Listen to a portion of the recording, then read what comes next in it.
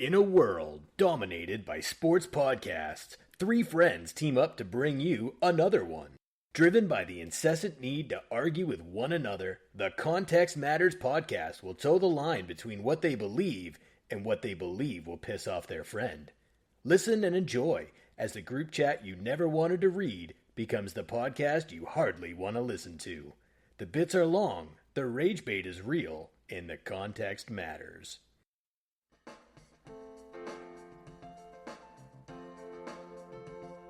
Welcome, and thanks for joining us on episode 5 of the Quintessential Podcast. Get it? It is Thursday, February 5th, and I'm looking forward to the victory lap I can take after the fraud treats are exposed. I'm Bill, and with me, as always, are David and JMO. How are we feeling, boys? I'm good to go. I would love to see you run a lap in any shape or form, because I don't think you can do it. What about running up and down the basketball court? I'm looking forward to that, too. Ooh, as Michael Felger would say, I'm fresh as lettuce. Let's go. Okay, well, on today's slate, we will be deep diving into the Super Bowl matchup, providing our picks, props, and parlays for the Super Bowl. Then we will be talking hot topics from items around the NFL, and then we end the show with a little segment called Anything Else, where we touch on, you guessed it, anything else. But first, a word from our presenting sponsor, Hyatt Trucks. Are you tired of dealing with unreliable waste removal services, or worse, the weekly dump trip? Say hello to Hyatt Trucks Waste Removal, Southern New Hampshire's top choice for dependable disposal. Based in Milford, New Hampshire, they serve Hillsborough County and beyond, including Milford, Nashua, Bedford, Manchester, and Peterborough. They're a family-owned business with over 50 five-star Google reviews, are fully insured, and ready to handle any waste removal needs. They offer flexible roll-off dumpster rentals for any project, big or small, and are joining us just before your annual spring cleaning project. Hyatt offers comprehensive junk removal services, hauling away furniture, appliances, yard waste, and more. But let's talk about what could really make a difference in your week. Hyatt offers weekly curbside trash pickup to Milford, New Boston, Bedford, Jaffrey, Peterborough, New Ipswich, and surrounding towns beginning at just $40 a month. With provided barrels, options for recycling, and reliable pickups on time, every time. Ready to join the Hyatt Trucks family? Head to HIOTT-TRUX.com and sign up using code CONTEXT to let them know that we sent you. Hyatt Trucks. You chuck it, we truck it. Making waste removal simple and stress-free. Thank you, JMO, and I just want to give an extra plug. So Hyatt Trucks, again, joining us as a sponsor. It's allowing us to do a lot with our show that we've created here. We've some great plans for this off-season, talking each division in depth, talking quarterback rankings, team rankings, and then even non-NFL related things. And spoiler, we're going to have video coming to you shortly, looking to do some short form content too. So it's a blast. And it's all thanks to Hyatt Trucks. So now into the Super Bowl. Rams and Patriots. Who's the home team? Does anybody remember? I don't. It is technically the Patriots, even though they are wearing white. Perfect. All right. Well, how do they figure that out? Is it an NFC, AFC thing at the beginning of each year, or how does that work? I think it's every other, but I could be wrong. Sure. It should be like baseball, where baseball, it's like whoever wins the All-Star game has home field, which is kind of cheap in one aspect because the NL always wins because they're so much more talented. But I'm pretty sure speaking of which, I'm pretty sure the Dodgers are going to sign Giannis Antetokounmpo.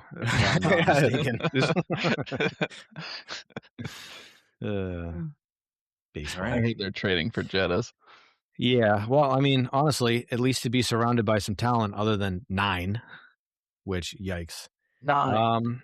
Yeah, so let's get into this game. I think so far, I don't know how you guys are feeling about it, but the Patriots fans that I've talked to are very nervous about this. There's not a lot of people like, we're not worried about it. It's going to be fine, blah, blah, blah. The Seahawks have put together a pretty impressive run so far. And I think everybody's taking them seriously. Like, there's nobody looking at it like, Sam Darnold can't do it again or anything like that. I think everybody is skeptical in a healthy way. And if I knew a Seahawks fan, I wonder what their take would be. Actually, I know one I should talk about. Yeah, same. Probably the same guy. Yeah, you already know. So I think on that end too, I'm sure that they're also taking the Patriots seriously. I don't think, even though the Patriots offense has struggled a little bit in the postseason leading up to this, I think that they're still a team like everybody respects their coach, they respect their defense, and they know what the offense is capable of. So I think we're in for a good one. I don't see a blowout happening. What do you guys think? Yeah, I think it'll be pretty close. Obviously, the teams are led by the defenses. The thing about the Seahawks, I have a bunch of notes in front of me just on the Seahawks at the moment. I still don't fully trust Sam Darnold. He had a decent year. Was it 23 touchdowns to 14 picks, 25 touchdowns to 14 picks? So, Yep. not super efficient in that aspect. They rely on big play potential. Yeah. And with that, they use an interception as a punt. So that's how they view it. They only played one top 5 defense all year. That was the Texans in week 7. So it's been a while since I've had like a true defensive test. And he still managed to be 19th in QBR, which there's only 32 starting quarterbacks. Obviously, quarterbacks get hurt, but he's middle of the pack as far as what his potential is. Yeah, I don't. Go ahead, Bill. I was going to say, I think this is interesting given how you introed the game and now how David's spinning it. I think maybe it's that my reputation precedes me, but every Patriots fan I've talked to has been extremely cocky and arrogant coming into this game, talking about how this is just like 2001 running into a juggernaut, except we're going to absolutely stomp them with our defense. And Darnold can't play against the Patriots. He sees ghosts. Like I have vibes of 2019. Like the Rams playing the Patriots, that Rams offense is very similar to what the Seahawks are. Obviously that Gurley at that time, they had Cooper Kupp, they had Jared Goff. That team was on fire. And just the Patriots presented a lot of problems that Goff and McVay never really seen before. So, I mean, you can keep going, Bill. No, I think it's interesting. Again, I think it must be that my reputation precedes me because everybody is talking extremely cocky and arrogant to me. And I don't know. I mean, we'll see how the game plays out. I definitely have my thoughts on how I think it's going to play out. I'm still looking for Drake May. I don't know if anyone's seen him lately. Hey, we can talk about Drake in a couple minutes. It's been a long time since anyone's. It's been a long time since anyone's seen him. Does anybody think that the Seahawks are at any kind of disadvantage for not having Zach Charbonnet anymore? Like I definitely do. Him and Ken Walker obviously split the load the entire year, and it was kind of like a thunder and lightning situation, but they did love to use Zach Charbonnet around the goal line, and we've only had one game without him, like fully without him. And so I wonder what that game plan would look like if they did have him. I don't think he is any kind of spectacular running back. He doesn't do anything special, but he is a body that could do something different than the other guys that they have on the roster. And there's nobody behind Ken Walker that's going to be able to make plays. Like that's just the reality of it.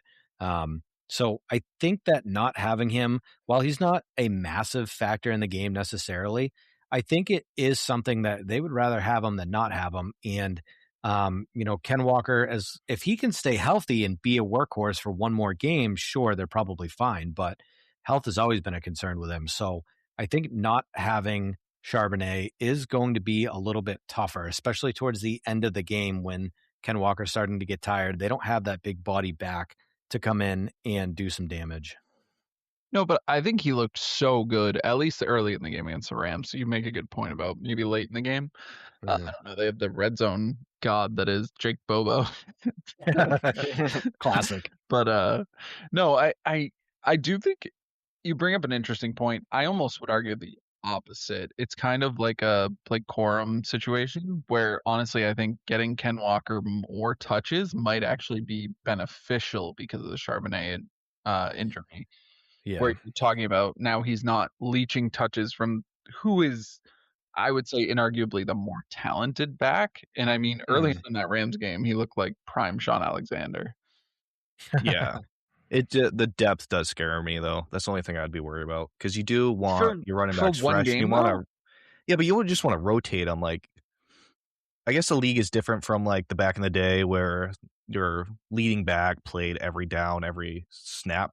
Now they like to have like a committee and keep guys as fresh as possible. One stat that does make me scared if I was a Seahawks fan is they're 25th in the league in their rushing average yards per play. Oof. So, yeah, they're also 29th in pass attempts. So, yeah. So that means they don't run the ball. They haven't ran the ball well all year, which they have been lately. Yeah. And then they rely on that run to create passing. So, right. And I mean, yeah, last time I think it was George Halani that was getting the ball as a backup, which it's like, again, no diss against him, but he's not any kind of presence that you're going to fear or exactly. You're not going to have to game plan around him or anything like that, which helps the Patriots because they can really kind of zone in on what Ken Walker does. Unfortunately for the Patriots, the thing that Ken Walker does is breaks every tackle all the time. Kind of a lot like Ashton Genty was doing at the beginning of this year, or really this entire year. We obviously in our group chat, we like to talk about the stat where Ashton Genty had more yards after contact than he had yards because he was getting hit in the backfield constantly. Ken Walker's kind of dealt with the same thing. He is a monster at breaking tackles. So the Patriots are going to have to be really disciplined playing against him, wrapping up. If there's, unfortunately, I don't really know, other than Christian Gonzalez, if he's got a one-on-one with a D-back or a safety, he's probably breaking that tackle, or they're not even touching him to begin with. So they're going to have to at least plan for that. And he likes to run off tackle too, which I think is important against this Patriots defense. That's so tough on the interior against the run. Right. Because you have Milton Williams and Barmore, because Barmore just treats it like his wife is running in the middle. But, allegedly. Allegedly. Come on. You're a fan of Sean Merriman, right? OG. Yeah, why not? He did steroids. That's not the same thing. You should look more into his lifestyle choices. Put Pete Rose in the Hall of Fame. Right now. Look up Tila Tequila. Throwback. But yeah, I was gonna say, you remember that she had a TV show. She was like the first one on MTV that started that TV show that then we had a million ones after it. So yeah, she had that one, and then we had Flavor Flav, and what a time to be alive. What a time to be alive. Yeah. So kind of to nerd out a little bit, the Seahawks, they have a stellar defense, and McDonald, the head coach, he runs a 4-2-5. So that is 4 down linemen, 2 linebackers, and 5 defensive backs, which Mike McDonald runs that for a 40 time. That's crazy. Yeah. But yeah, so essentially that means they play, if they stop the run with 4, that's going to be the key to this whole game. Whoever can stop the run with 4 guys is going to win the game, especially the Seahawks, because that plays into their strength of having 5 DBs in their base defense. Right. Yeah, I mean, that's exactly, I agree with you 100% because one of the big things with the Patriots, like Patriots have liked to run a lot of man defense, but recently they've been definitely, obviously they mix their coverages a bunch, but they've been favoring zone recently. And so they're going to need Christian Gonzalez to do his best to stay with JSN because, I mean, Patriots teams of old, and I don't think it's going to change now, but they like to try and shut down the number one weapon and figure everything else out after that. So, but go ahead. Honestly, what I can see them doing is putting Marcus Jones on JSN with a safety, totally eliminating him, and then using Gonzo and Carlton Davis on everybody else. And then that just limits every other option. Yeah, definitely. But again, that is all predicated on them being able to get pressure with their front, because if they have to be able to stop Ken Walker without stacking the box, because if you're stacking the box, you're not going to be able to have that extra help on JSN, and then he's going to be on an island. And we've seen all year what happens when JSN is on an island. So yeah, you're going to have your gambles. What does benefits the Patriots is the worst the Seahawks have looked all year was against the Vikings. Yep. I mean, they scored like 26 points, but I think 21 was defense. Struggle. Yeah, exactly. And they played against a third string quarterback. But Sam Darnold had 23.3 QBR, and they didn't. I think JSN had like 15 yards receiving. And Brian Flores and Vrabel run a pretty similar style defense, like the multiple fronts, just giving you different looks and just trying to confuse you in any way he can. Yep. And that's going to be huge for Sam Darnold. He needs to, if they do get down early against the Patriots, or even if it's, tie game or whatever, but he's playing poorly, and he needs to get ahead of it. Sam Darnold, that is, he needs to get ahead of it and make sure that he can get that out of his head, not seeing ghosts, and move on to the next play, because it is going to be a very long day for Sam Darnold if he gets shook up in the first quarter with the looks that he's given. And he can't bounce back from it. And I don't really know. I mean, and he has that tendency too to get shook and not know what he's looking at. Exactly. That's where you got to rely on coaches. I mean, obviously the Seahawks have a really good defense, so hopefully whatever they're throwing at Sam Darnold in practice, maybe they're not going to get the exact same looks and everything like that, but hopefully they'll switch it up during these couple of weeks and really give him something that is going to be realistic to what he's going to see on the field. Yeah. Speaking of Sam Darnold, shout out to his grandfather, USC legend, Marlboro Man, Dick Hammer. Dick Hammer. What a name. What a name. What a great name. Can't even make that up. Unbelievable. Yeah, I don't know how you follow that up. Sam isn't doing it for me personally, but yeah, that's another thing not at all. Yeah. Clint Kubiak, he's a great OC, but how is he going to handle adversity? Because usually they're playing with the lead. I'll tell you next season. Yeah, exactly. Because I think it's tough, like Billy can mention on this too, to game plan for the Super Bowl as you're going for head coaching jobs. Yeah, I think that's just an unfortunate scenario where, I mean, we'll talk about it, I feel like, in Hot Topics when we bring up the coaching carousel, but it seems like it's such a disservice to the Seahawks. Yeah, he has to do what exactly. He has to do what's right by him to try and advance his career and get the head coaching job. But at the same time, he's spending time and effort going to Vegas, or Vegas is coming to him. Regardless, it's time he's not prepping for the Super Bowl to be talking about what offense he's going to run with Mendoza, probably, right? Yeah. And talking about all that. And it just makes no sense. I get that the NFL likes to have the Black Monday, Black Tuesday of coach firings, and then that goes straight into the coaching carousel. But it makes no sense to me to do it this soon. Any coach still coaching in the playoffs to have to compete for jobs while they're also still working on the most important part of the season. Yeah, I mean, personally, I think it's awfully hypocritical of you, Bill, to say that, because I think given any opportunity to go to Vegas, you would take it regardless of the circumstance around you. So I don't think that you should be talking on that. But yeah, okay. So the deal is, don't worry, kids. Next time that we do a show, we'll make sure that we have some blackjack in there for you. We'll go over that'll be our off-season bets. We'll show you how to lose all your money. We'll talk counting cards in the off-season. Count me out. Yeah, so to move on to the other side of the ball, let's say, or not the ball, but the teams, the OC that I love the most is probably one of the greatest OCs of all time, Josh McDaniels. It's his 7th Super Bowl as an offensive coordinator. Damn. That's crazy. Is that a record? Yeah, I don't know, but it must be, right? There. You know what? It's his 10th as a coach. What's a record? You know what is a record? Least points en route to a Super Bowl ever for a team that had to play 3 games. Here we go. I was wondering. I can't believe it took this long to bring that. That's a record. Go off, King. The Patriots have scored the least amount of points for a team to win their conference through 3 games. You sound like a Chargers fan, a Bills fan, and a Broncos fan right now. NFL history. You hear about all those teams crying right now? All the players at the Pro Bowl and all the media stuff, they're all like, that should be us. Pastor Tane just said it. Dawkins said it.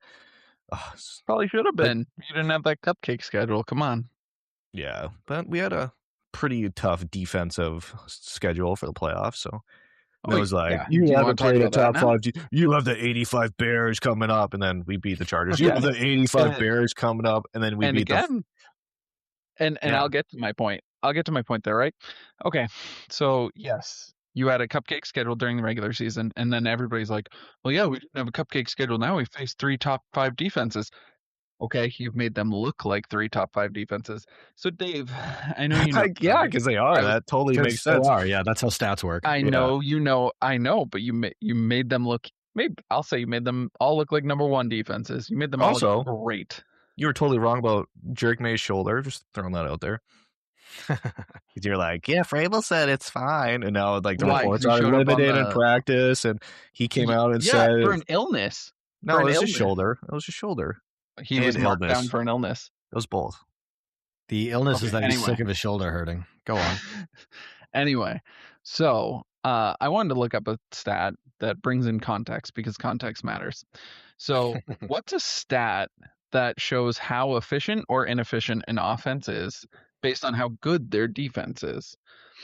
So if your defense is getting a lot of turnovers or a lot of easy, quick possessions by the other defense, so a lot of 3-and-outs and the like, you're going to have a lot of possessions. So I want to look at points per possession. So how efficient has the New England offense been points per possession in this playoffs? So first I looked at the regular season to kind of get a barometer. The Patriots were 2.6 points per possession, which was good for 5th in the league. That's great, right? We'd all agree that's great. Not bad. Not bad. The team that was last in the league for points per possession was the Las Vegas Raiders. They had 1.3 points per possession. Oof. Was half of the Patriots' regular season. Would you say that the Patriots probably have had better or worse than the regular season Raiders in terms of points per possession at 1 point? Ooh, I know. It's got to be better, right? Surely it has to be better because they've done such a great job going up against these top defenses and they've overcome it. They haven't been carried by their defense at all. Wrong. 1.2. Worse than any team during the regular season. And this is where I say correlation doesn't mean causation. That's irrelevant. Because you're handpicking it because it should be the Raiders versus those same 3 teams. No, that's not. But that's you're not doing the whole schedule, the whole team, the whole season. I didn't pick the Raiders just to pick the Raiders. I picked the Raiders because they were because they're the worst. Yes, because that's the lowest value I could find in the NFL. Okay, so what did the other teams do on the other side of the ball? That played those defenses. Yeah, oh I mean, God. All we hear about is how good these defenses are, and then you're surprised, like you're also mad about how bad the Patriots offense played. Worse than the least efficient offense in the league. Well, I mean, the Chargers' offense was pretty inefficient against the Patriots. Yeah, yes, I understand. One game, and I admit they play bad. Yet no one in New England. I was listening to WEI the other week on accident. I don't even like WEI anymore. Shut out Kirk Minahan.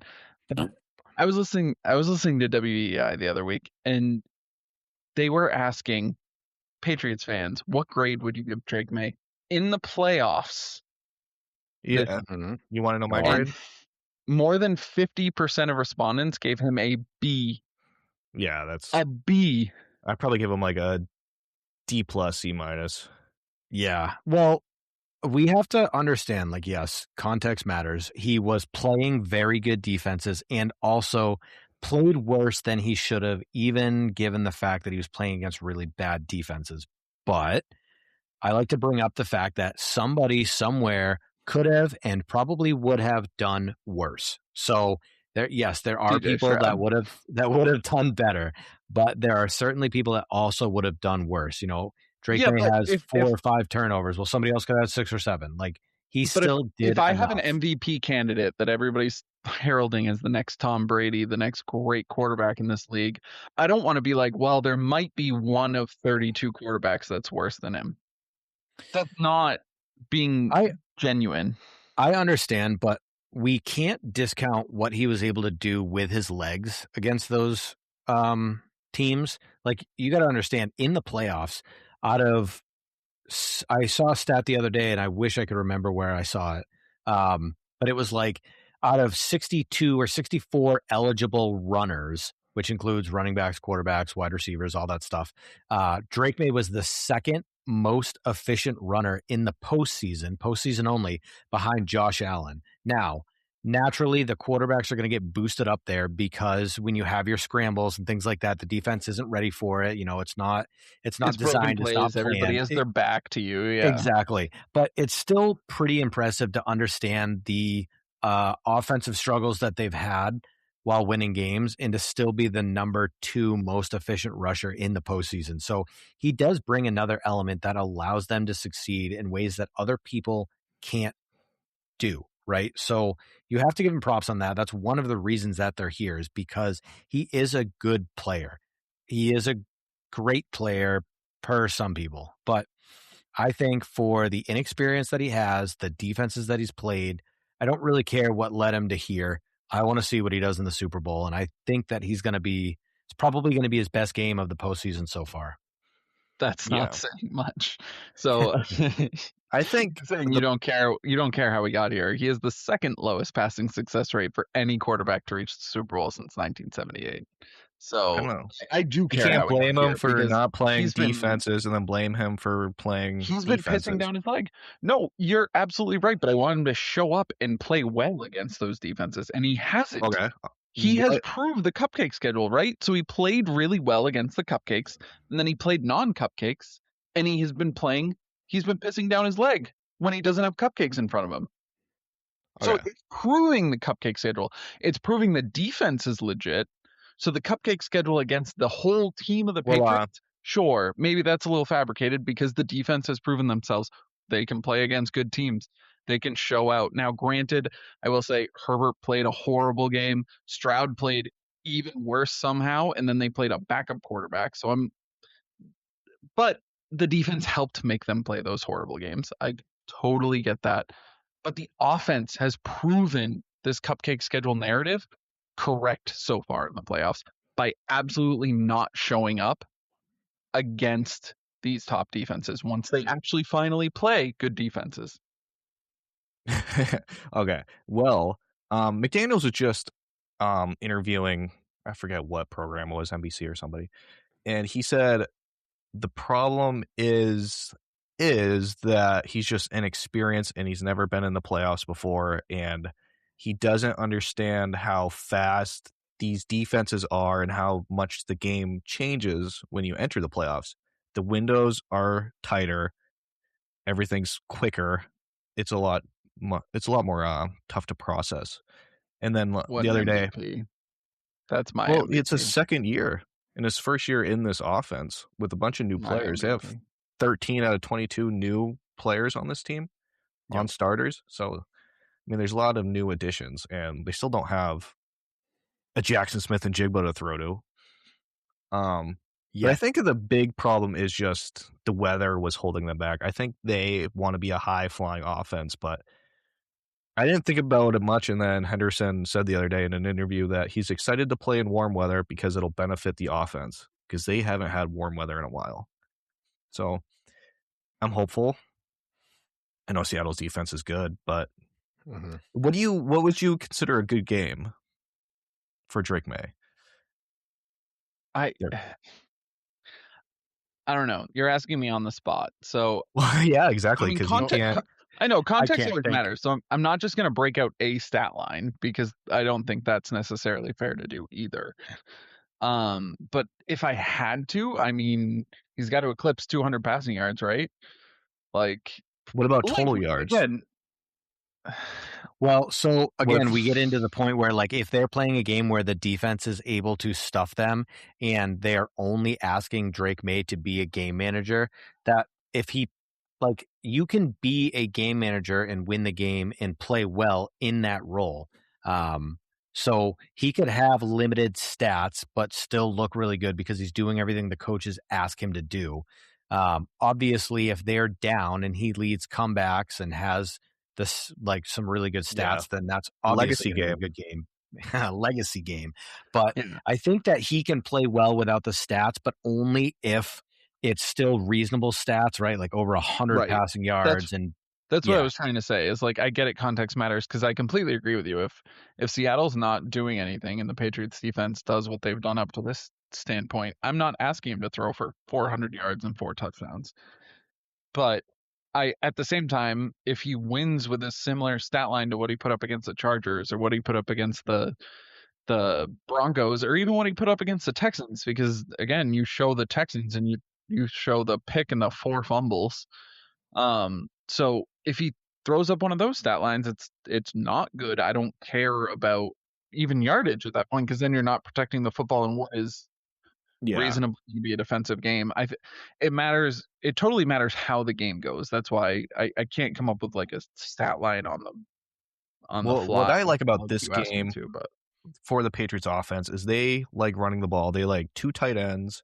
And like I said earlier, if the Seahawks are in that 4-2-5, 2 linebackers is very light against 2 tight end sets as far as running the ball. So if you can run the ball, establish a run, and then create play action, I think that's going to be a success for the Patriots. Well, not Bill, to mention, what do you think about Hunter Henry? Ben? Sorry, I got a Big Ben stat for Bill. What do you think about him? He became a pretty good quarterback, right?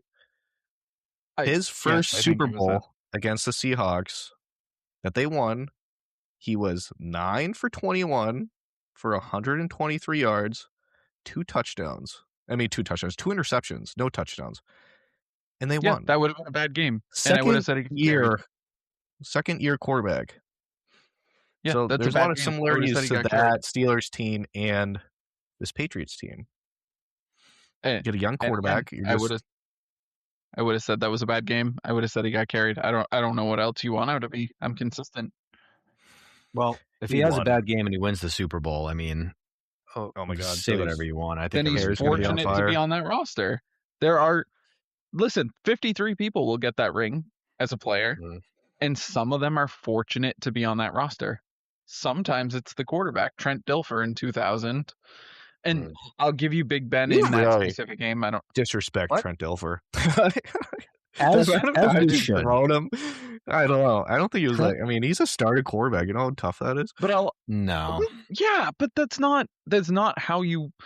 Let's just not have an NFL podcast then, because they're all in the NFL, so they're all great, right? Come on. I would do anything to give up on this podcast, but you guys won't let me. I'll just throw out another couple stats because it looks like David's doing some hard. I just looked up Trent Dilfer. Yeah, he played like shit that whole season. 12 touchdowns, 11 interceptions. I don't know if you guys quite remember how good Ed Reed and Ray Lewis were, but you don't have to do much of a quarterback. You kind of just turn around and hand the ball off at that point. Yeah. So a couple other stats that I found to be very interesting. So of the next gen stats era, which is only since 2019, so we're only talking 7 years. Drake May has the worst EPA as a passer to reach the Super Bowl at minus 17.7 EPA. The only other quarterback who had a negative EPA and reached the Super Bowl was Jimmy Garoppolo in 2019 with a negative 0.9. Jimmy G. 0.9 compared to negative 17.7. So we have another Trent Dilfer on our hands, although, spoiler alert for the next section, I don't think we have a Trent Dilfer on our hands because we remember Trent Dilfer because he won the Super Bowl. We have another, who was it, Brad Johnson? Wow. Yes. You really like Sam Darnold, huh? Another terrible quarterback who reached the Super Bowl and didn't win is, I think, who we need to start comparing Drake May to, because this is his silver medal season. All he'll be remembered for when it's all said and done. It sounds similar to Burrow. I don't know. I still think that people are going to look back and they're going to remember the fact that he had to claw his way through all these extremely tough defenses, because those are legitimate stats too. I mean, he didn't claw his way. They clawed beat their the way crap out of him, it. and then his defense hauled his dead body past them. Hey, a win is a winner, right? To stick with your metaphor. No, that's inherently not how it works. I know what you're saying. Yeah, yes, Drake May has not played well. He has not won these games. The defense won the games, and he's been lucky to be the quarterback on those defenses. How come when Herbert can throw for 80 yards and a half, it's like a legacy all-time game for you, but Drake May does it, and he's the worst quarterback you've ever seen? So misremembering that. So no one knows what you're talking about. True. Everybody listening to this has no idea what you're talking about.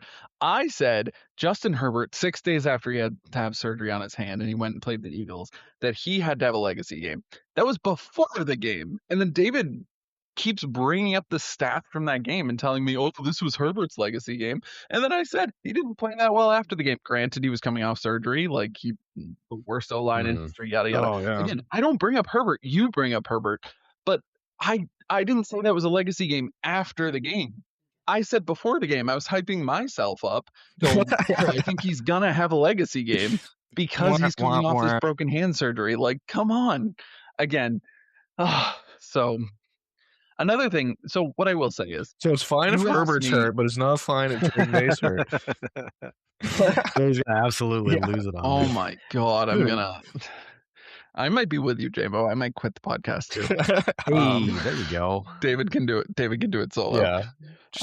Patriot takes. I think Drake May. What I'd like to see from him, I guess this isn't the only way he can have a good game, but one thing that I'd like to see from him, if they win this game, is him to have a moment where he has to throw to win the game. I've used that line a couple times during these playoffs. First, Jalen Hurts, he couldn't do it. Then Bo Nix, and he actually went out and had a great game. So I'm not jinxing him, and I'm not reverse jinxing him by saying it, but I think he's going to need to throw to win the game. And one stat that absolutely blows my mind about second-year quarterback Drake May that makes me think he won't be able to throw to win the game. And I'm not saying this stat is everything. Passing yards, especially passing yards in a game, isn't everything. But it does prove that when you need to win a game by throwing a lot, you're going to throw for a lot of yards. Drake May, on his career, has as many 300-yard passing games as Pro Bowler Shedeur Sanders, which is 1/8 of the amount that Justin Herbert threw as a rookie. Since you brought up Justin Herbert first, because he threw for 8 300-yard games as a rookie. Yeah, it's one thing when you have to, and one thing when you don't. That's what I'm saying. I think he hasn't had to throw to win games, even this year. Like, he's been in such a fortunate cupcake situation, and then even in these playoffs, he hasn't had to throw to win games. That's where I was relating that 300-yard passings. I don't think that's everything, but I do think it's telling about when a quarterback actually has to throw to make their offense move to win the game, or it's wind up with a lot of passing yards. When you're one-dimensional and that's all you can do to score points. I don't disagree. It's also like a double-sided. Yeah. So I think that one of the things that's like, I'll be interested to get your guys' take on it, but do you remember those Alex Smith years on the 49ers? So Alex Smith was always like, his stat line every week was 20 for 23 for 165 yards and a touchdown. Like the ultimate game manager. I loved Alex Smith, but point being, he obviously had a good defense or whatever, but I don't think Alex Smith was ever capable of lighting it up. I just don't think he was. He lit up the Patriots on one night. He did. So, like, obviously you'd have flashes here and there, but it was nothing that he could sustain.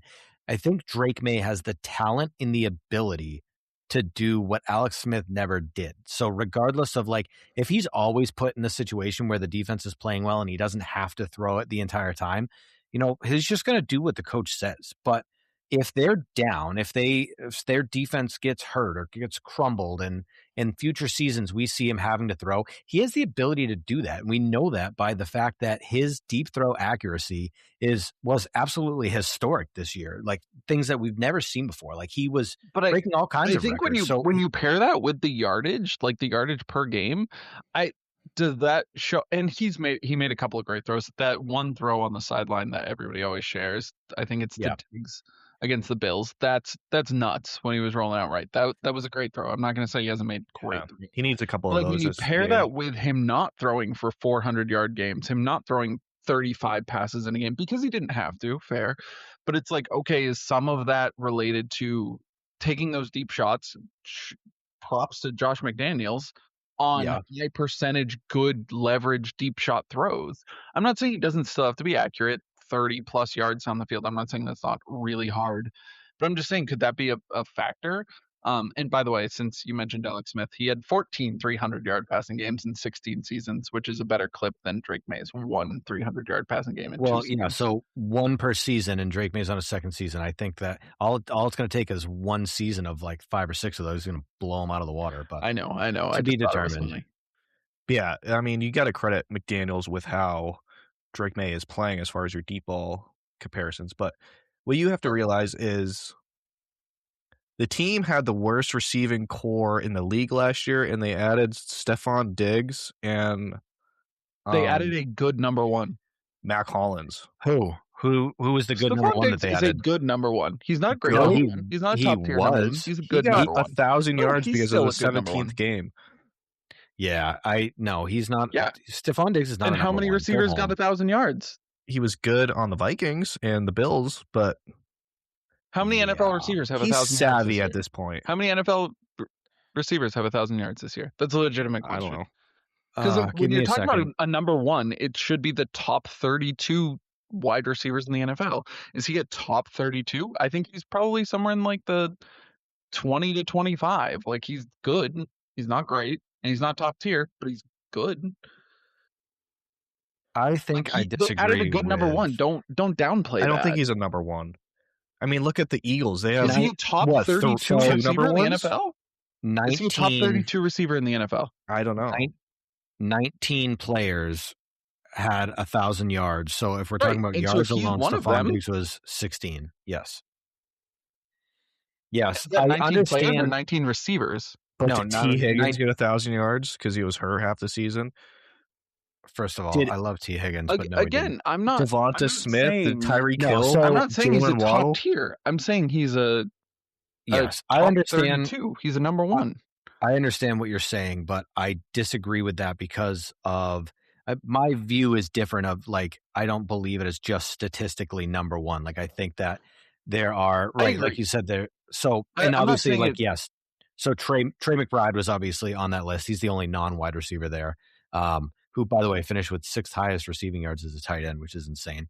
But yeah, I get what you're saying. Like, yes, he was statistically yards, whatever, and top, whatever, 2/3 of the league for yards. But he's still like, he doesn't, when we're talking about a number one, we're saying that Drake May doesn't have somebody that commands the ball because Stephon Diggs will disappear for a game or two or 32 teams don't have a guy who commands the ball. So it's a different phrase that we need to be using. Because I also saying, and I'm not saying he's top tier. I'm not saying he's great, but I'm saying he is an NFL number one wide receiver.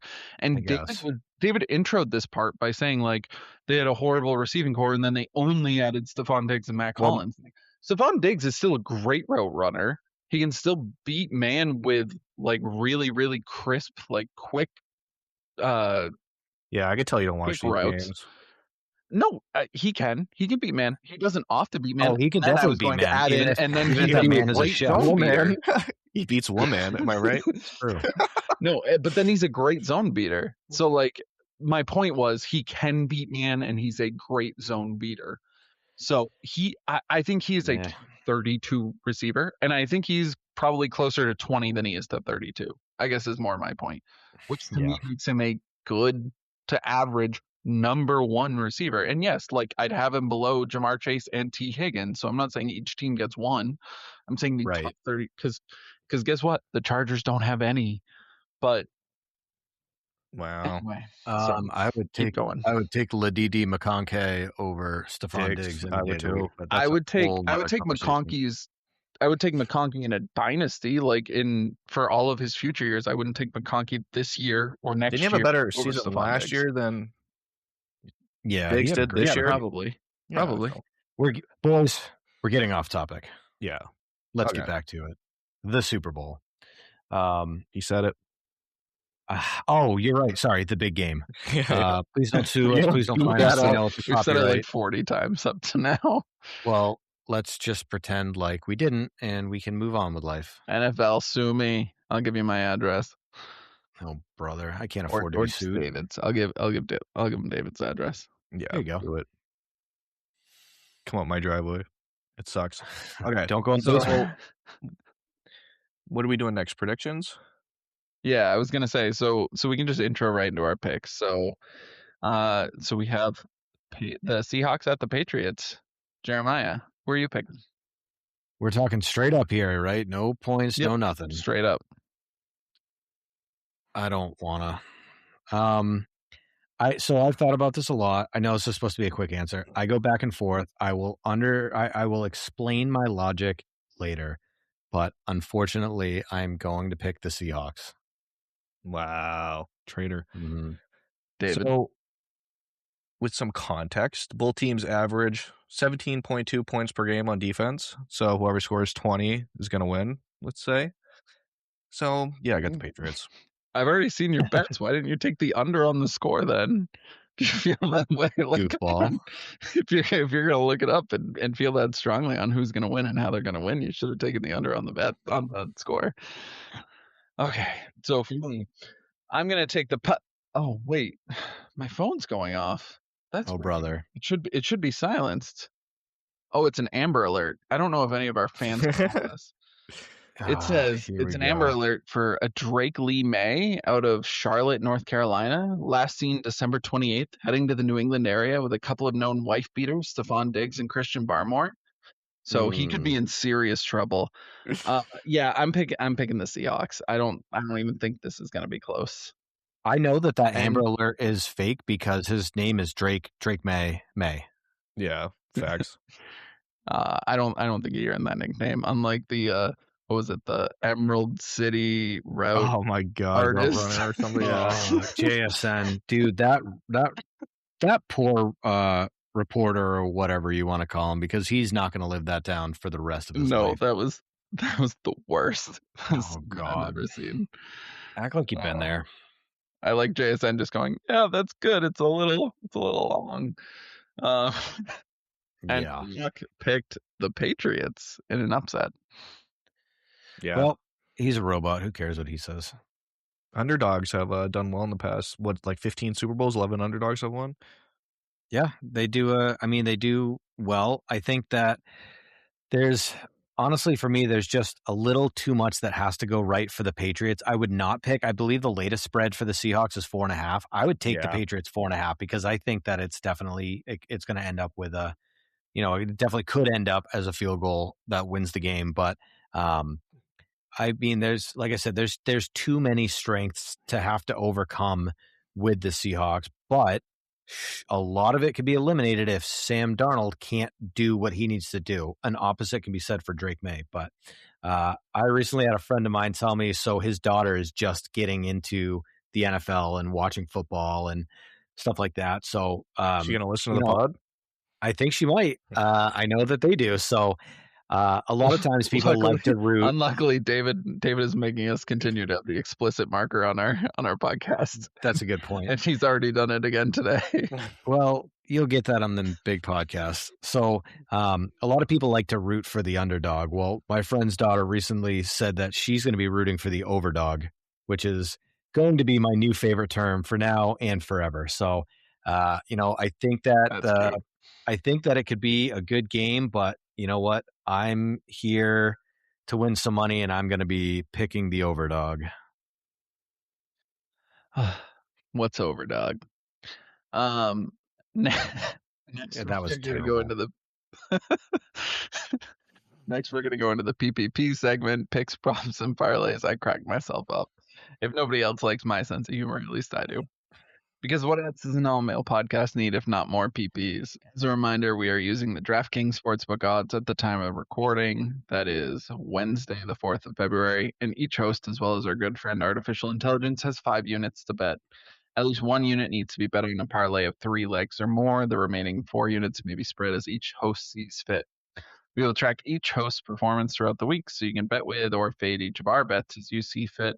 As always, please bet responsibly. And this week, we're actually going to shake things up a teeny bit, and we're going to go one by one, meaning Jeremiah's going to give his first pick, then Dave, then me, so on and so forth. So, JMO, what does the tip of your PPs look like? So let me give you the tip and just the tip. I'm going to go ahead and say, I'm going to start this off with Cooper Kupp 4+ receptions at plus 139. The reason I like this is because I think that there has to be a game plan for JSN. You have to find a way to at least try and shut him down. And if you're going to do that, you don't have a lot of options outside of that if you're going to be passing the ball. So I think that Cooper Kupp has the experience. Sure, he's past his prime. I'm sure he's staring down retirement here soon, but he has the experience and the ability to get it done. So I like Cooper Kupp 4+ receptions. All right. My first unit will be Ramondre. I'm going to ride this train because I've picked him every single time, and he's always hit. Ramondre over 50 yards rushing. That's at negative 112. Like I said, Seattle's base defense is 4 down linemen, 2 linebackers, and the Patriots are going to take advantage of that.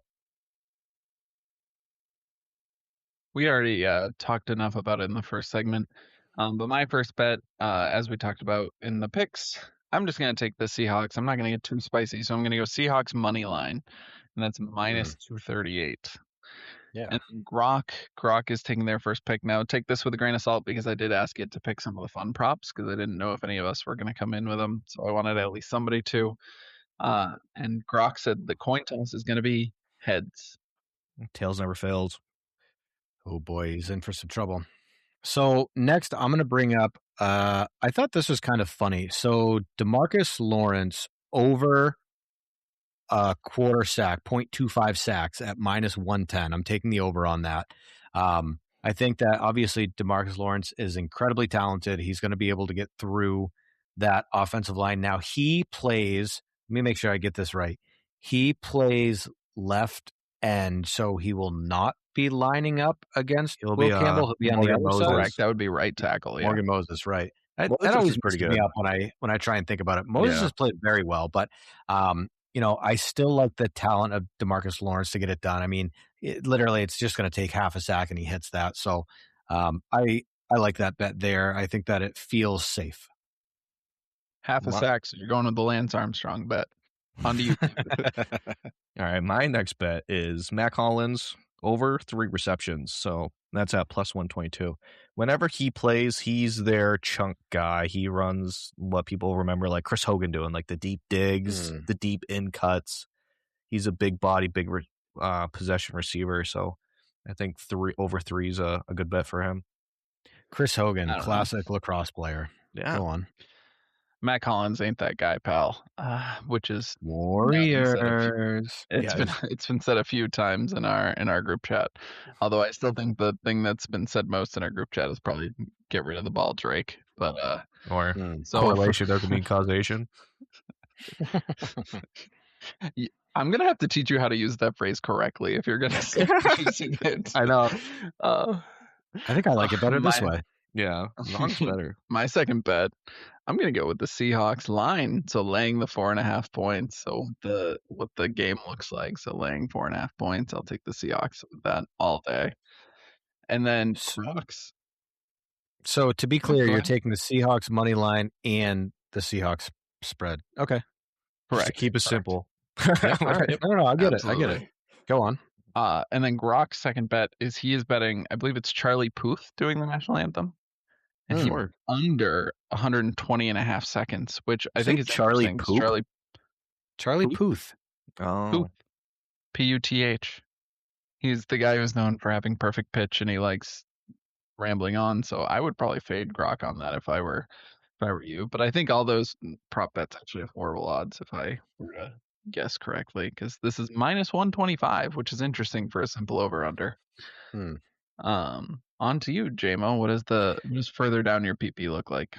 So further down, as you can see, it doesn't go down very far. We're almost there. I've got the end. This is fun. Sam Darnold over 35.5 yards for his longest pass. I don't necessarily think that the Patriots are going to give up a massive over-the-top play. I think that they're going to do a pretty good job of trying to keep everything in front of them. But I do like with somebody like JSN getting open and catching the ball and making sure that they get those yards after the catch. I don't think 35.5 is all that unreasonable. So Sam Darnold over 35.5 yards for his longest pass at minus 115. Yeah, I like that. Because, I mean, Stidham did that in 2 drives. So I think Darnold, that's pretty favorable. So I have it on good authority, Dave, that you have your last 3 units all on your parlay. Yeah. So I think we'll skip you for now, and we'll get back to you when it's time for the parlays. My PP is over. So now we just need that last bit of P to shake it out. So my third bet, also for 1 unit, is the Seahawks. And I am laying 6.5, so I think they're going to win by at least a touchdown, and that's plus 106. I think I'm starting to understand what's going on here, buddy, and I don't like the game that you're playing. Well, you don't have to, but it's the game that's going to win me. And then Grok ends out his fun bets. So his last fun bet, he believes, and this is one where it baffles me, and I really think that some of the odds out here for some of these kind of novelty prop bets aren't good. He bet the Gatorade color to be blue, and that is only plus 250. Which is wild. Yeah. Lots of choices. So I'm gonna do a subtle flex here. So for those who don't know, I have an MBA in quantitative analysis. Plus 250 means that. Thank you, everybody. Thank you. Plus 250 means that it would be an equal likelihood for 2.5 colors would be what the odds would need to be for that payout to make sense. Last time I checked, there are a lot more than 2.5 colors of Gatorade. So I don't know where that bet comes from. Maybe blue is slightly more likely, but I think that's a big nightmare. There's different shades of blue. You got to keep that in mind. There's multiple blues that it could be. That's fair. But I wonder, how do these bets work? Remember that one guy who bet on there being a streaker in some game, and then there wasn't one, and then he streaked and then won the bet? Like, there's got to be something somewhere about, like, somebody knows what color the Gatorade's going to be. Surely they can't bet it, right? So I know this is like completely off topic, and I only saw it on Twitter. I didn't watch, but did you see what Trevor Noah's joke at the Grammys just this week was? No. He just goes up to the mic and goes, potato. So if you have me on Kelce saying potato, then you got to pay out. Yeah. Congratulations, said Trevor 22 or whatever. Okay, I did see that. That's funny, yeah.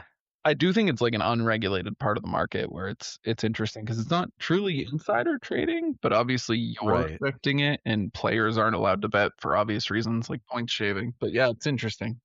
I mean, it could be one of those things where it's literally just like a mystery bag. It's got a question mark on it, and you can't see through it. And the guy just picks one, and he doesn't even know what color it is. But I doubt it. Yeah, I don't know either. On to your next PP. So I've got. Sorry, everybody out there. I've got Drake May under 220.5 passing yards. Now, this is not a slight against his talent. I think it's going to be a defensive game. It should be. So I'm not willing to say that. Don't come after me. I just think that it's going to be a slow game, a lot of defense being played. So Drake May under 220.5 passing yards at minus 115. Okay, so we're skipping over David again. We'll get back to it next round when we do our parlays. My next pick, I don't know if you've heard of this team, the Seattle Seahawks. Laying 9.5. Oh my god! Your bets are awful. They have to win by 10. So a touchdown and a field goal. I think that's a good range. I think this is a good time to bring up. Last week we had a caller, Adam G, I believe his name was, who said, "Sir. Will I officially agree that the Patriots aren't frauds if they win the Super Bowl?" And I've already said the defense is legit, and I've said the offense has absolutely looked horrible once they've actually faced any competition. Mm-hmm. But I said, I'll think about that, but it doesn't matter because the Patriots aren't going to win the Super Bowl. And as a matter of fact, I'll let you know what I'll do if the Patriots win the Super Bowl next week. So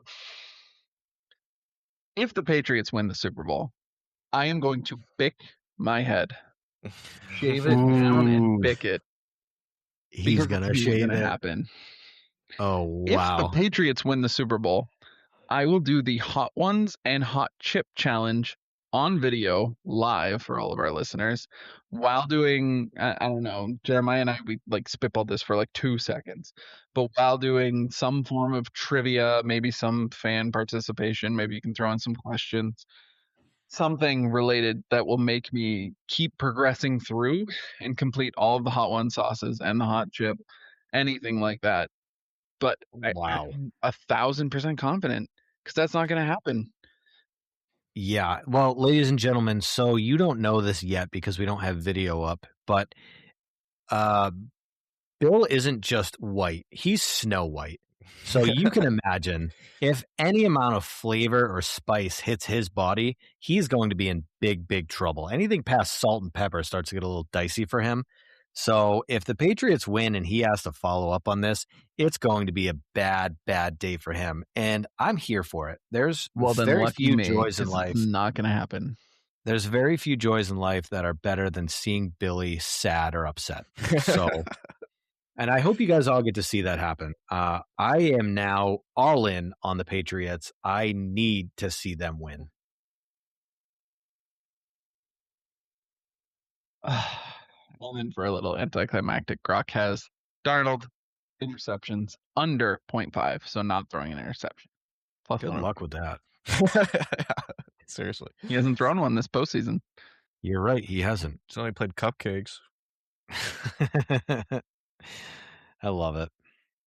Well, I guess it's parlay time, yeah? So my parlay, this is kind of a fun one. You can find this on DraftKings. So I did neither team, this is a 3-leg parlay, neither team scores 3 times unanswered. I don't know, I don't necessarily think that there's going to be a lot of scoring in general, but I certainly don't see a scenario where one of these two teams is, even if they're kicking 3 field goals in a row without the other team getting points, I just don't see it happening. The second leg is going to be no successful 2-point conversions. We don't see it a lot. There's not a lot of conditions that lead to needing to take that 2-point conversion into account. And I think that both teams are going to, as we talked about before, be taking the points when they can get it. So sure, you might see it, but I doubt it. So we've got neither team scores 3 times unanswered, no successful 2-point conversions, and I'm picking the under for 4.5 total touchdowns. I'd like to think that this is going to be a defensive game, as I said. And so with that, 4 touchdowns, maybe 2 apiece, something like that, sure. I don't think that we're going to see more than 4.5 total touchdowns. So that is my parlay. And the odds on that are definitely somewhere. Certainly not right in front of me, but definitely plus 462. Somewhere.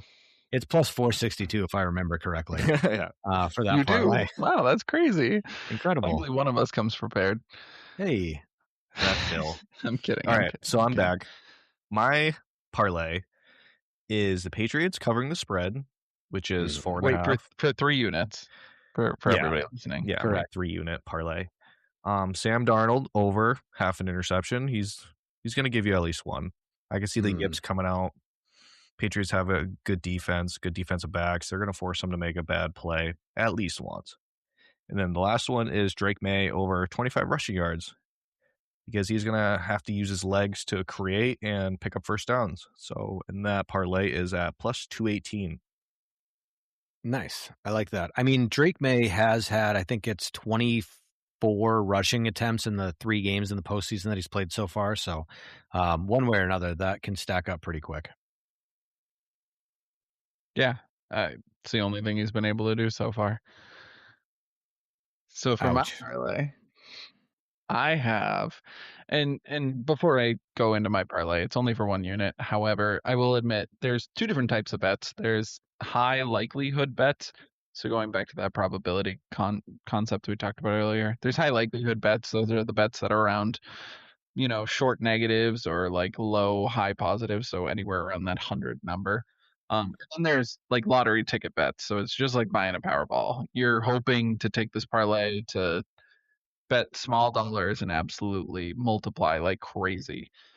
So mine this week is one of those. So this is an 8-leg parlay. So I'm not going to give you explanations on each of the 8 legs. I'm just going to run through it. You guys already know how I feel like this game is going to go. So that's why all these bets are on here. I have Drake May under 220.5 passing yards. I have Drake May under 1.5 touchdown passes. I have Seahawks minus 4.5. I have Sam Darnold over 1.5 touchdown passes. I have JSN over 94.5 receiving yards. I have Barner as an anytime touchdown scorer. I have Kenneth Walker over 73.5 rushing yards. And I have JSN as an anytime touchdown scorer. That is plus 6,500. Yeah, so it is. $10 you win 650. So that's what I mean by the lottery ticket. That's long odds because you're betting on so many things that all have to hit. That's how a parlay works. Yeah, so let's get Grokk's parlay first, and then I want to circle back to this and kind of add on to that a little bit. Okay, so Grok has a more simple 3-leg parlay. Grok has Darnold under 0.5 interceptions, Drake May under 220.5 yards, and Kenneth Walker over 73.5 rushing yards, which is very interesting because it picked the Patriots to win and then picks Darnold not to throw a pick, Drake May to throw under 220.5, and Kenneth Walker to go over on his rushing yards. But that's plus 525 for anyone out there. Well, that's what you get when you have a robot picking things. I don't like that I share one of the same bets as him, though. That makes me a little uncomfortable. So, when it comes to making bets, I want to touch on a couple things here. What I like to do for games, and, the Super Bowl is no different. And you can take this advice from me because I'm the only one in the group here that's actually made money on these bets. Everybody else is negative by a lot. It's really not close. Scared money don't make money. Yeah, and you're not making money. So when you look at a game, one of the things that you can do is you want to tell yourself a story of how you think the game is going to go. And the reason that you want to do that is because you can bet accordingly. If you think it's going to be a defensive battle, you bet accordingly, and you can do it on both sides of the ball. Obviously, if you're wrong, and your bets aren't going to hit.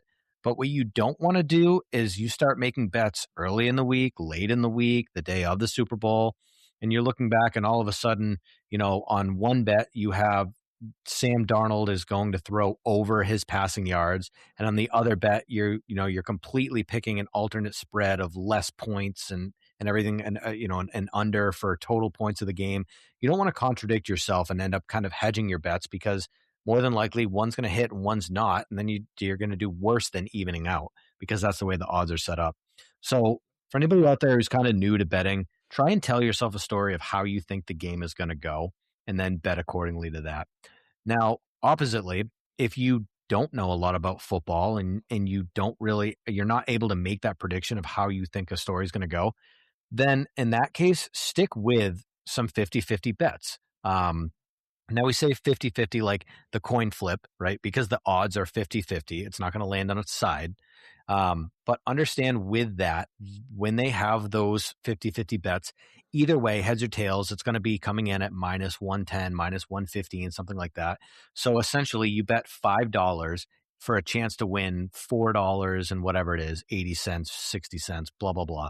So understand what that means. If you want to make a bunch of fun bets and they're all 50-50 bets, you can pick the coin toss, which is 50-50. You can pick what team you think is going to win, right? Let's say you do that. You put $5 on heads, $5 on Seahawks. Patriots win the coin toss, but you did get the heads.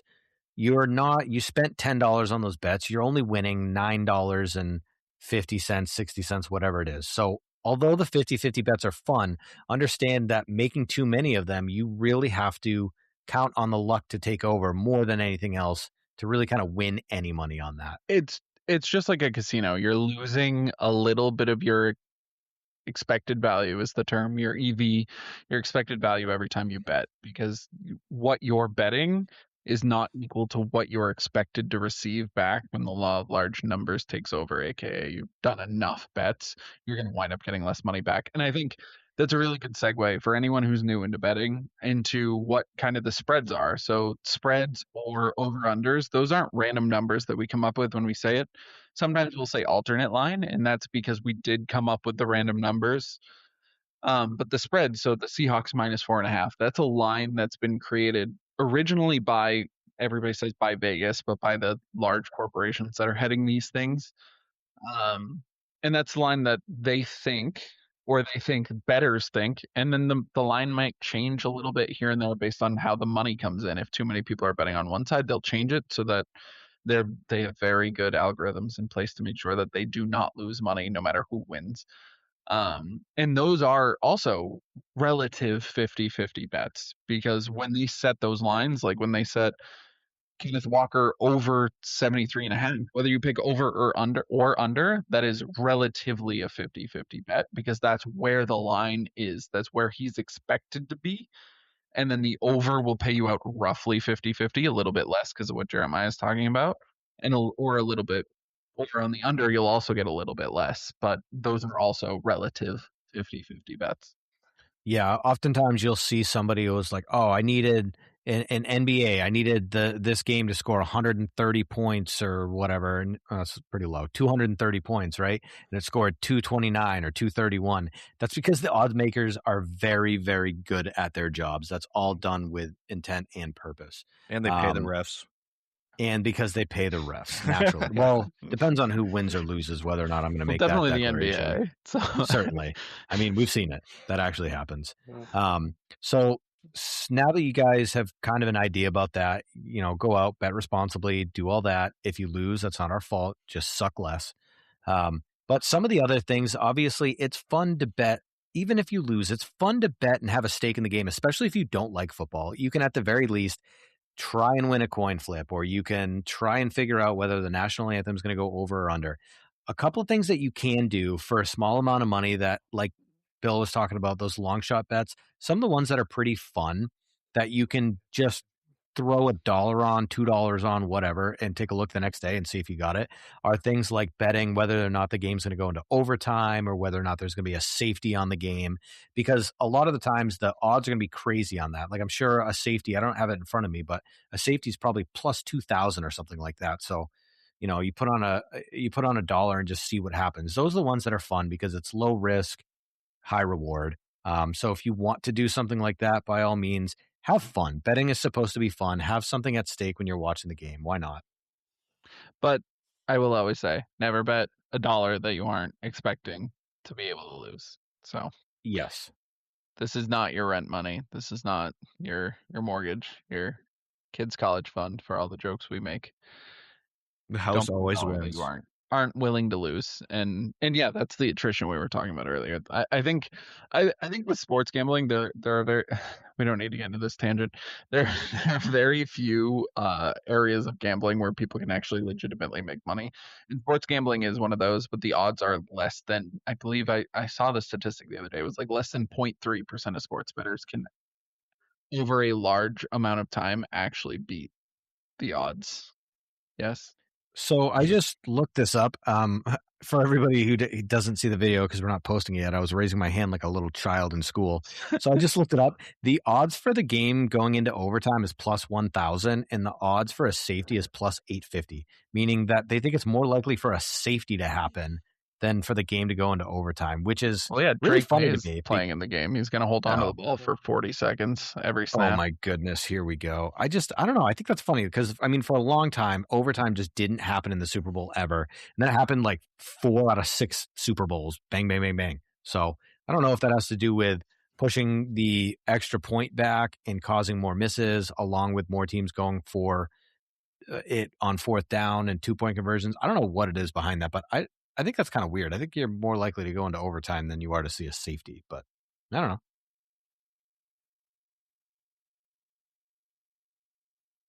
Okay. So, I think on to the next part. Sorry about that extremely long tangent on betting and everything. That's interesting. I made the joke about the Drake maybe. Yeah, that's wild that it's more like, or at least Vegas thinks it's more likely that there's a safety than the game going into overtime. But yeah. So that ends our way too long segment of picks, props, and parlays. Remember, bet responsibly, bet with or fade any of us as you see fit. My plus 6,500 parlay is bound to hit. It's definitely going to happen. Yeah. So JMO, what's your hot topic? So hot topics, let's circle back. We'll go into the coaching carousel once again because all of the head coaching jobs have now been filled. We've got Mike LaFleur going to the Cardinals, which is fun. If you feel like you've heard that name before, you haven't. It's Matt LaFleur that you're thinking of, who is the head coach of the Packers. This is his brother, Mike LaFleur, who is he's part of the Sean McVay system. Everybody loves the Sean McVay tree coordinator there. So I think it could work, but realistically, the Cardinals, murky situation. We don't know what's going to happen with the quarterback. It's not going to be Kyler Murray, but it doesn't feel like it could be Jacoby Brissett. I get that they're trying to change things up and get somebody new in there. We'll kind of see how that works, but I think it's a fine hire. It doesn't really move the needle for me. Yeah, it's probably the worst hire of this coaching cycle. He got fired last year from the Jets. Like, 4 or 5 games in. And then he went to the Rams, so he kind of went back home with his tail in between his legs, which is never a good look. So yeah, that job opening will be again next year, unfortunately.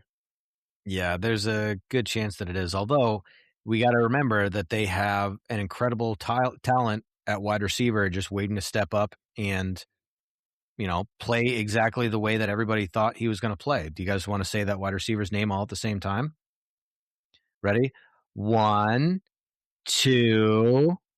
Are you ready? Harrison? 3. Yeah, Marvin Harrison Jr. Oh, I was talking about Michael Wilson. I was talking about Michael Wilson. I don't know who Marvin Harrison Jr. is. He's never on the field. I'm talking about the guy that absolutely crushed every single team that he played against once he had his breakout and had Jacoby Brissett throwing to him. Yeah, Marvin Harrison Sr. is trying to get Junior out of the Cardinals because it's a dumpster fire of an organization. They're not using him the way they're intended. He knows how important a good quarterback is to a receiver's success, so bring him on to New England. We can use him. While that is true that he's not really being used appropriately, Marvin Harrison, that is, I don't see it in him. I don't see that aggression, that dog, anything like that. I haven't seen it, and I'm not impressed. And Michael Wilson stepped up, given Marvin Harrison Jr. was hurt, but Michael Wilson stepped in and played quite the role. So I don't know if I'm sold on that. The other coach that we can talk about is Clint Kubiak, potentially, maybe, possibly going to the Raiders because they can't announce it because Clint Kubiak is playing in the Super Bowl. So like we talked earlier, how does this happen? Because the reality is this happens every year. I guarantee it. There are handshake deals made. People know what's going on, but they don't say it. They don't leak it. We don't talk about it until after the Super Bowl. This is insane.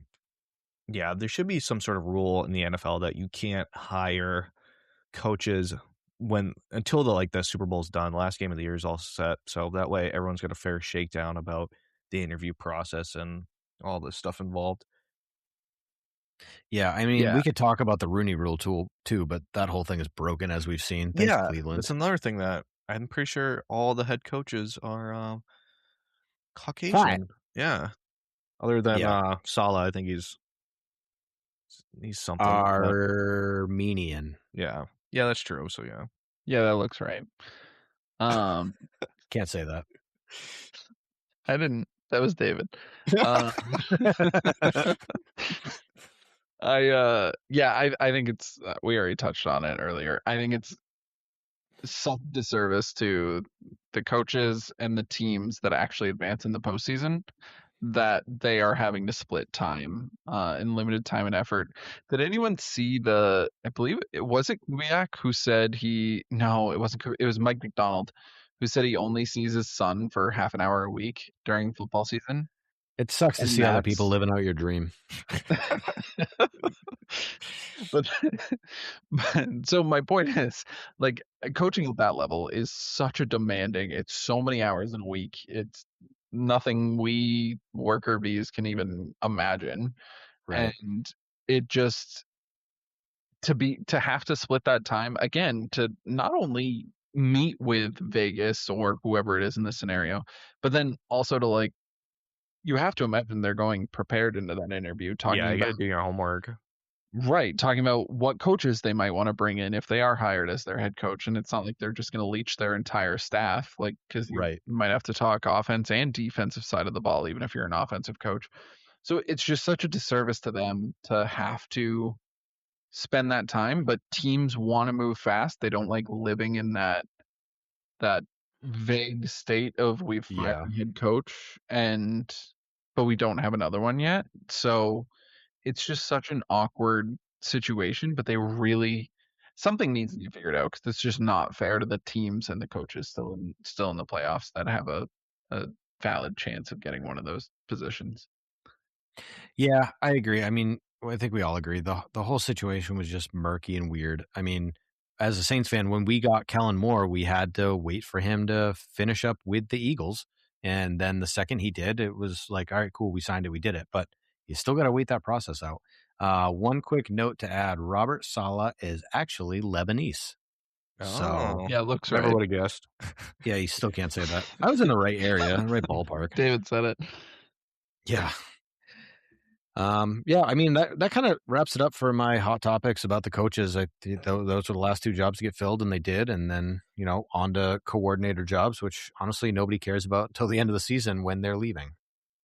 Yeah. So mine is just recapping the Hall of Fame votes.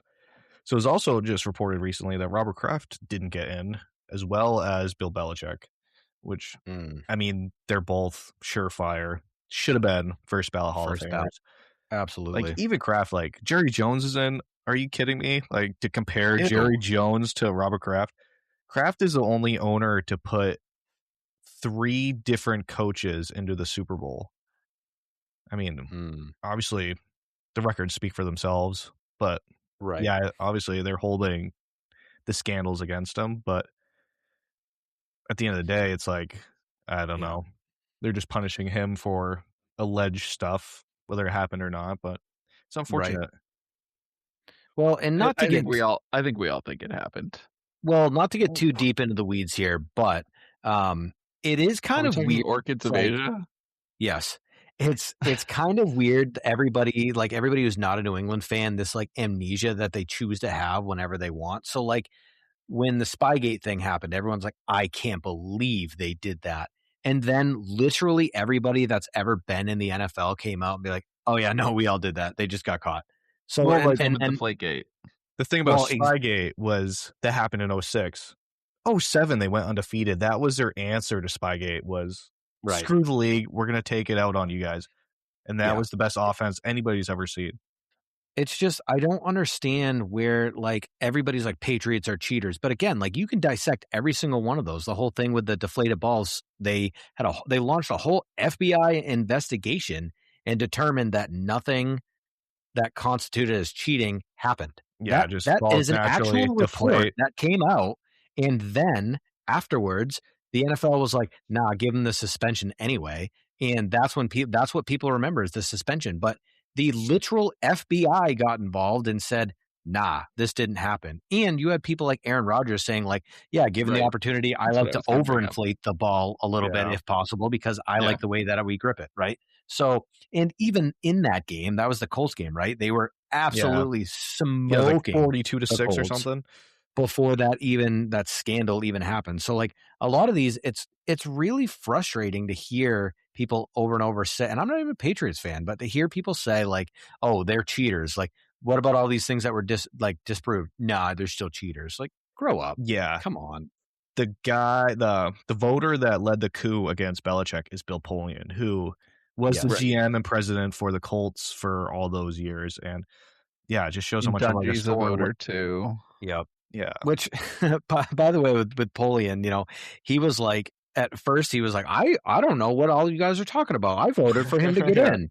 And then they asked him again. He goes, well, actually, I don't remember who I voted for. I don't remember if I voted for Belichick or not.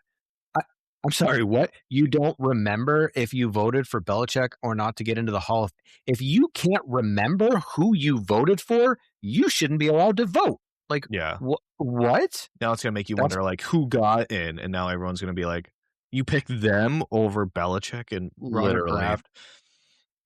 What a kerfuffle. Big kerfuffle.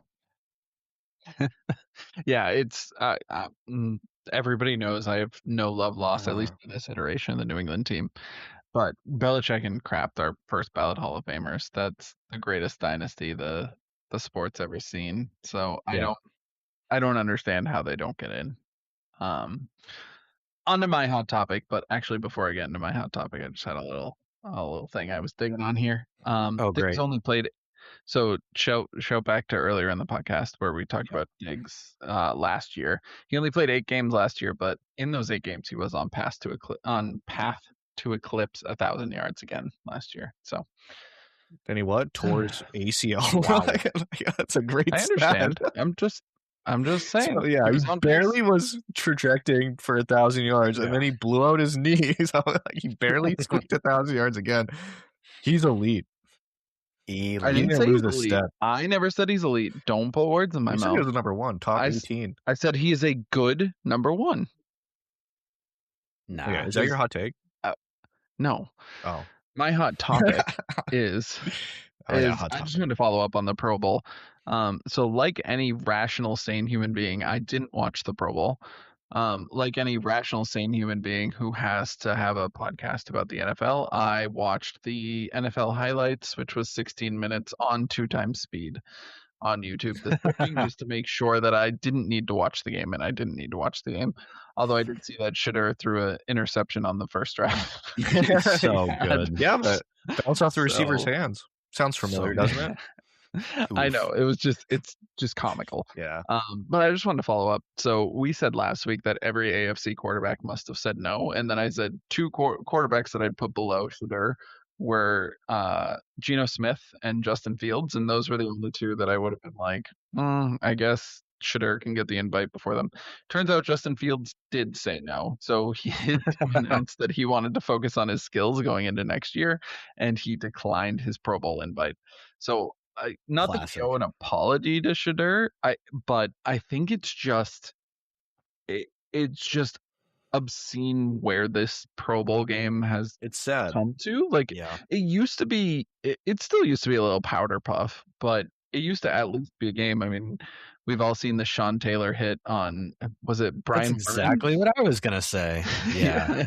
We've all seen the Sean Taylor hit on Brian Moorman where he's like that looks like that could have been a playoff hit, and he just takes his head off. Poor punter. And it's just, it's sad that it's turned into not even just a flag football game, but like everybody's getting in. One's trying flag football game. Yeah. Like the Pro Bowl used to mean something. Right. People took pride in going to the Pro Bowl. Like if you want to touch on that. Well, I was going to say, and I do want to, so I wasn't apologizing to Shedeur there, but I will apologize to Shedeur by saying he wasn't even the worst quarterback that made it to the Pro Bowl, because Jalen Hurts actually made it to the Pro Bowl. Stop Did you see that quarterback sneak? I did. That was nasty. So funny. Sweet. Yeah.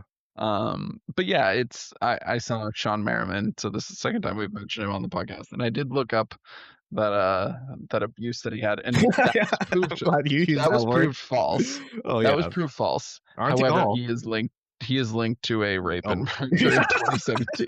Oh brother. So does ever change? So I will I will change my opinion on Sean Merriman, and I will no longer look at him as a Chargers great. However, nice. I do. He had a post on Twitter where he was just like, he was looking at the Pro Bowl helmet that he had, his first Pro Bowl he made that he got signed by like all the great players at the age, and he was just talking about like how pathetic it is the way the sport has gone to. So it's not just us.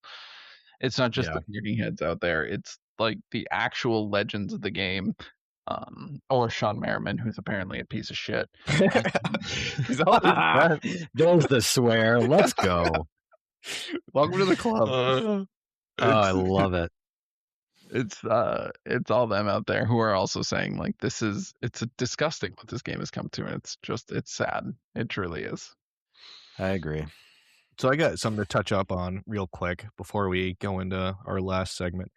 Sure. Yesterday was the 1-year anniversary of Luka Doncic being traded for Anthony Davis. And what happened today?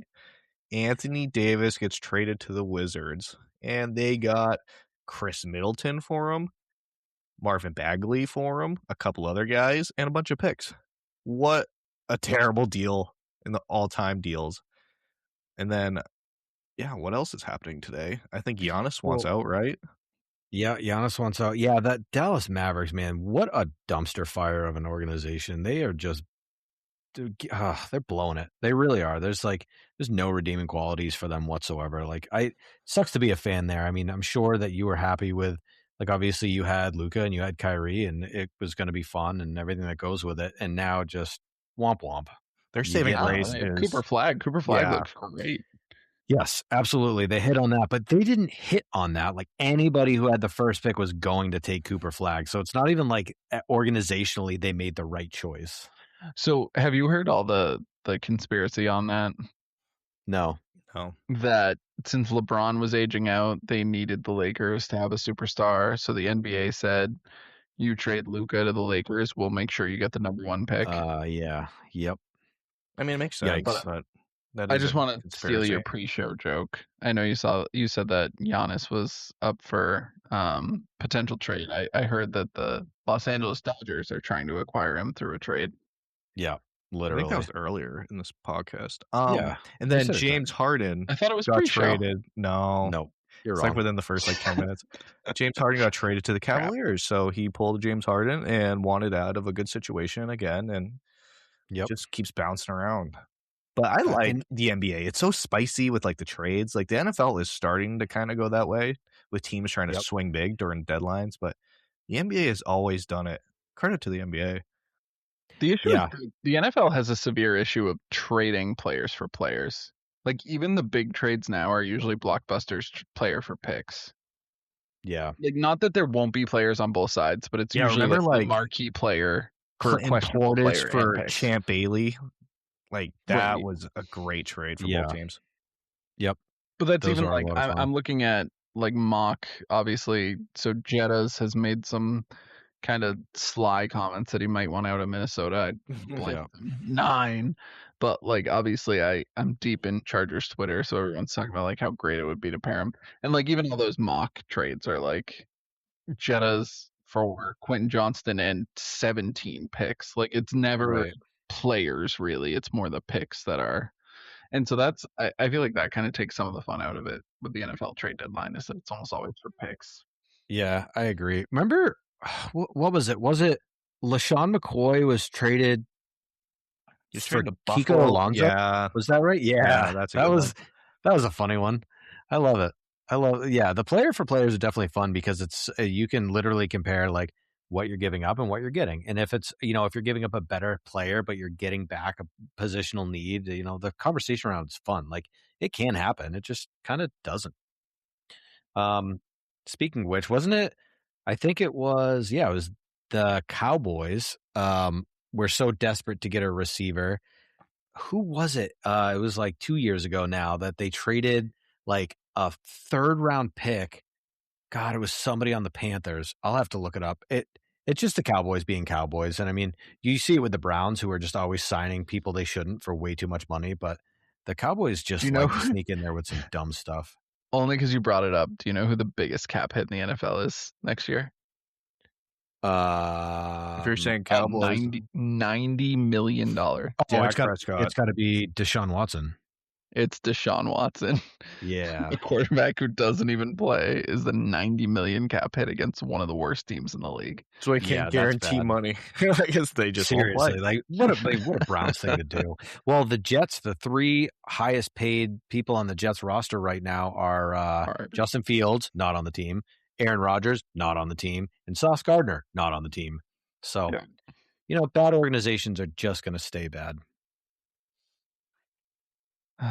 So I think we should transition to anything else. We're already a little long. So JMO, what's your anything else? My anything else that I would like to bring up today is when you get a new pair of socks or you get a bundle of socks, right? You're trying to save money, whatever. When you have to actually take apart those socks, those little plastic T-looking things that go through every single sock, and they're on all 4 corners of it, drives me absolutely insane. I mean, and you think you have them, right? You start cutting them away. You're like, okay, I snip these ones, snip those ones. We're done. Nope. You get halfway through those socks. Guess what? More of them. It's unbelievable. And then there's some on the inside. Like you have to fold the sock inside out just to get the other half of it out. The way that we package things like that is just insane. There's got to be a better way. You can't tell me, like, is it theft prevention? Like, what are we doing here? And I mean, that also goes for all the kids' toys that have those zip ties that go in the back that you can't ever actually get to. And just, it drives me up a wall. Like, I swear to God, I could Gronk spike my kid's brand new Christmas present into the ground fighting with those things. So kids' Christmas presents almost make a little bit more sense because obviously they have to play with it or else they'll never sell anything because it has to be out on the wall at Walmart for the kids. Sure. The socks is such an interesting one because you're so right because they could like vacuum pack them. Yeah. Like, then you just cut it open and then socks. Like, they don't need to be. Yeah, Fort it Knox. must be theft protection in some way, but I don't know who's going and finding a 3-pack of socks and stealing 2 of them. Like, yeah. Oh my God. I would be so mad if I opened up some socks and just like a couple were like, oh, Jesus. What else is like when you pull them apart too, it like just bores holes in all the socks and just ruins them. So it's exactly. You can't do it. Pulling the teeth through the threads. Yeah, you have to be meticulous when you're cutting it open. It's insane. You can manhandle it, Mr. Mason. True. This is delicate. Yeah. David, what do you have for your anything else? I've been tinkering with some snowmobiles lately, going up to Pittsburgh in a couple of weeks, going snowmobiling. Ooh. Everything just needs some maintenance, some oil changes because I have a 4-strokes. Oil changes, some exhaust work on my sled. My wife's sled needs some steering, stabilizer things. You took it from me. Yeah, so that's what I've been up to as far as, and then I had a pipe burst the other day, so had to get a plumber over to help put that back together. But yeah, that was fun. I was just gone for the afternoon, and then I come home and just insane amount of water coming out of my door because it was like right above my walk-in through the basement. So it's kind of bad that it's too bad that you couldn't have timed the flooding of the basement with a chimney fire because you could have used one. Just put it out. That would have been ideal. It's kind of funny because like I do construction, so it's like I'm used to daily disasters. I'm like so numb to it. I'm desensitized. So it's like I open the door and I'm like, well, let's get a bucket, put the water, let's turn the water off. All right, let's grab the vacuums and start cleaning up. And like my wife's like freaking out, like, what are we gonna do? It's like, well, okay, there's a process here. Let's get it stopped, and then we can clean up, and then we can assess the damage. But yeah, it's kind of funny. We got to go to Dunkin' first. So I need a coffee if I'm gonna deal with this. Can't do this. Just get the water off, then go to Dunkin'. Yeah. I'm not gonna lie. I had a pipe freeze, and we talked about it in our group chat. Yeah, I know. I probably gave you crap. Yeah, you did give me crap. Like, who doesn't know to leave a faucet dripping? No, that was Jeremiah. I didn't even know that was me. Yeah. I didn't use my furnace enough in the cold days because I have a pellet stove, as I said before on this, cause a chimney fire, but I use it to heat my downstairs, so my furnace never kicks on. So because it didn't kick on for so long, it just froze. Yeah, leave the cabinet doors open and the faucet dripping, and you're good to go. Done. Yeah. So that was fun. I had like 1.5 inches of water in my basement. Got out like 70-something gallons probably. It's a little electric finished basement or unfinished? No, unfinished. And there's a drain on the opposite side, so that was the saving grace. Yeah. We just kind of divided and conquered at vacuum. She was pushing all the water towards the drain, but I don't know, it's a basement, they can be wet sometimes. Yeah, that works out. And I mean, lucky for you is only 1.5 inches. Speaking of 1.5 inches, Billy, what do you have for us? So it's a little bit cliche. It's a little bit overdone, but I feel like this time of year is really, it's been hitting me hard lately. So what's the deal? Oh no. What's the deal with streaming services and subscriptions? Like, it is insane compared to like cutting the cord, that cable. Yes, it is so lucky we don't have video because we don't have to talk about what just happened. Have you guys seen the Epstein files? No, yeah, we can not touch on that. Yeah, I'm just kidding. Sorry, you did. But yeah, they're just like trying to make us all poor. That's what it is. It's the scheme. Yeah, it's insane. Like, you need 5 different streaming services to watch the NFL right now, and I mean, we got really lucky. But with Jeremiah and I both have no way of watching the Fox games, and we got really lucky. There was a free trial for Fubo that we were able to milk for 3 separate 1-week trials. Yep. I shout out Christy because somebody on this podcast wouldn't help us out when we needed terrible luck. Have you not seen this? You could probably steal my info. Probably.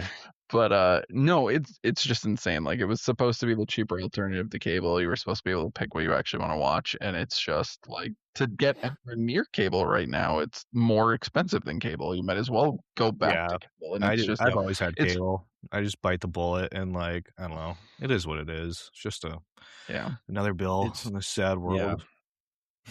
It is. And it's frustrating too. Like we talked about, like, there's different streaming services where it'll be like, oh, well, this game, you look it up on your phone, you're like, oh, it's on this streaming service, and you look at it, and it's like, well, not in your area. Like, oh my God, I'm paying for the right service, and it's still not the right service. Well, and not to give away too much of my secrets, so for the I guess the streamer man to come after me for more money, but I might use streaming services that are paid for by other people.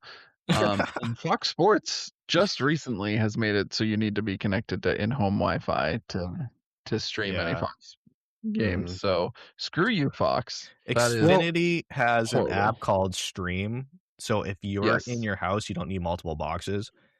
So if like you're upstairs, you can like watch cable if your box is downstairs just by using that app.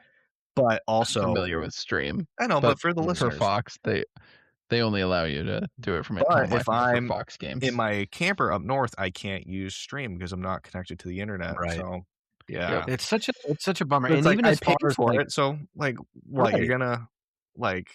I can't take it with me. Yeah, exactly. Even though it's an app on my phone, but I can watch it on my phone wherever I am. Right, and even if they just shut down, even so if I'm somebody connected can't to watch the it.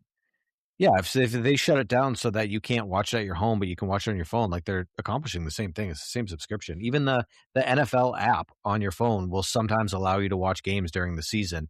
But if you try and cast it to your TV, it's blocked. It won't let you cast it to your TV. You can only watch it on your phone or a tablet. Like the links that people are going to, these companies are going to squeeze every last penny out of you, sucks. I'm not here for it. And that's why I say Luigi did nothing wrong. God. Yeah, but I mean, the Saints are playing in Paris next year. I mean, it's kind of like the same thing. They're just trying to expand as far as they can, use as many platforms to watch it as possible. And I mean, to be fair to the Saints, they already used the Fleur de Lis, so they might as well play in Paris. I like it. Maybe I'll go to that game. That'll be fun. Yeah. We should start doing like man on the street interviews and like at Foxborough. That'd be fun. For Somebody's you? Getting punched in the face. Drake May. I was thinking for games David was already going to go to. But well, there you go. All right, it's getting late. Can we wrap this up? I want to go home. Sure. That's it for us here on Context Matters. Thanks again to Hyatt Trucks. Check us out on YouTube at Context Does Matter, and Spotify and wherever else you get your podcasts at the Context Matters Podcast. Also follow along with us on Twitter at Context M Podcast and Facebook at the Context Matters Podcast, as we will be keeping the reactions and discussion going during the Super Bowl and all off season long. I'm Bill, along with David and JMO. Thanks for joining us. We will see you next week. Go Patriots. Bye, love you.